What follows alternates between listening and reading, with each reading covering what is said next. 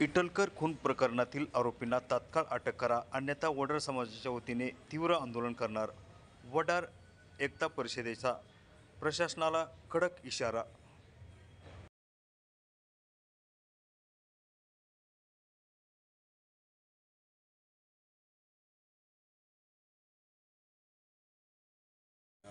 वडार एकता परिषद नावाची वडार समाजामध्ये चळवळ चालवतो. या भागामध्ये धाराशिव या ठिकाणी 8 मेला मारुती शिवाजी इटळकर या मुलाचा आपल्या बहिणीची छेड का काढतो हे विचारायला गेलेल्या भावाची इथल्या नराधमांनी त्याची ठेचून हत्या केलेली आहे. आणि त्या घटनेला आज जवळजवळ महिना होत आला. या संदर्भात अजून आरोपी काही अजून बाकी आहेत आणि त्या संदर्भात पोलिसांनी चालढकल चालवलेली आहे. या कुटुंबावर दबाव टाकायचं काम चालू आहे आणि एवढं सगळं न्यायाची मागणी असताना देखील ह्याच कुटुंबावर दबाव येतो आहे आणि केस मागे घेण्याच्या संदर्भात कृत्य करताना दिसत आहे. आणि म्हणून ही एवढी मोठी गंभीर घटना ह्या गावामध्ये धाराशिवमध्ये घडलेली असताना याचं वाच्यता बाहेर होताना दिसत नाही.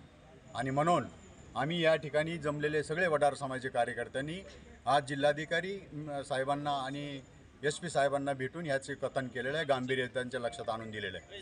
आम्ही या निमित्तानं या घटनेकडे सरकारचं आणि समाजाचं लक्ष केंद्रित करण्यासाठी येत्या शुक्रवारी वडार समाजाच्या वतीने ह्या कुटुंबाला न्याय मिळण्यासाठी कलेक्टर कचेरीवर आम्ही मोर्चा काढत आहोत. ह्या संदर्भातला आमचा हा निर्णय आहे.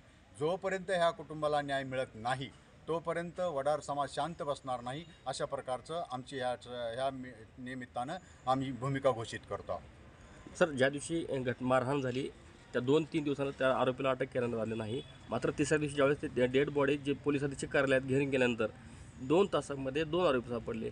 त्यानंतर पुढील आरोपी सापडले नाहीत. त्यानंतर हे लोक प्रकाश आंबेडकर यांना भेटले. त्यांना भेटल्यानंतर परत एक आरोपी सापडला आणि मुख्य आरोपी आणखी फरक आहे. याकडे आपण कसं पाहताय?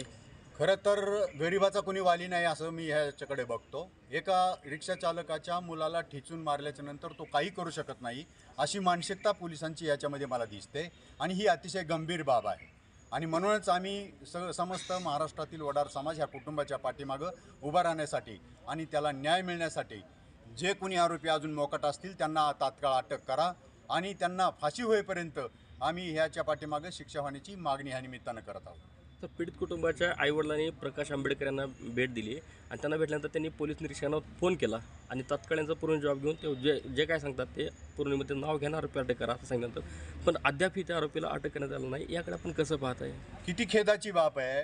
म्हणजे सामाजिक चळवळीसाठी अग्रगण्य नाव असणारे ॲडव्होकेट बाळासाहेब आंबेडकरांनी सांगून सुद्धा जर पोलीस प्रशासन दखल घेत असेल तर किती निबरगट्ट पोलीस आहेत याचा आपल्याला अंदाज येतो. आणि म्हणूनच मला असं वाटतं की ह्या कुटुंबाच्या पाठीमागं समस्त समुदायाने बहुजनांनी याच्या पाठीशी उभं राहिलं पाहिजे आणि न्यायासाठी लढलं पाहिजे, ही आमची भूमिका आहे. तरी घटना करून तब्बल 1 ते 1.25 महिना होत आहे. मात्र आपण यांना भेटण्यासाठी इतका उशीर का केला? खरं तर ही एक कुटुंब आहे आणि एकटं राहतं आहे त्या वस्तीमध्ये. त्याचा समन्वय इतर समाजाशी कमी होता. इथल्या लोकांनासुद्धा ते माहीत नव्हतं. परंतु जसं जसं आम्हाला सोशल मीडियाच्या माध्यमातून कळत गेलं तसं तसं गांभीर्य ह्या प्रकरणात लक्षात यायला लागलं. आणि म्हणून आम्ही खरं तर मी स्वतः इथं असणारे विद्यमान PI शेख साहेब यांना फोन करून विचारलं होतं की आरोपी पकडले का. मला चक्क त्या माणसांनी खोटी माहिती दिलेली आहे. आम्ही ह्या संदर्भातले आरोपी पकडलेत ही सुद्धा माहिती आम्हाला दिलेली आहे. आणि म्हणून हे आम्हाला जेव्हा मी कुटुंबाला भेटलो आणि विचारलं तेव्हा लक्षात आलं की चक्क PI खोटं बोलत आहेत. आणि म्हणून आम्ही SP साहेब मॅडमच्या ही बाब निदर्शनास आणून दिली. आता ह्याच्या बाबतीतलं खोटं काहीही होणार नाही याची आम्हाला इथून पुढे दक्षता घ्यायची आहे. यामध्ये दोषाधिकारावर कारवाई करायची आपण मागणी करणार आहेत का? हां, नक्कीच. म्हणजे ज्यांनी ह्या गुन्ह्यामध्ये कृत्य केलेलं आहे हे नराधमांना जोपर्यंत फाशी होत नाही त्याचीच मागणी आम्ही करणार आहोत आणि जोपर्यंत फाशी होत नाही हा आमचा लढा थांबणार नाही.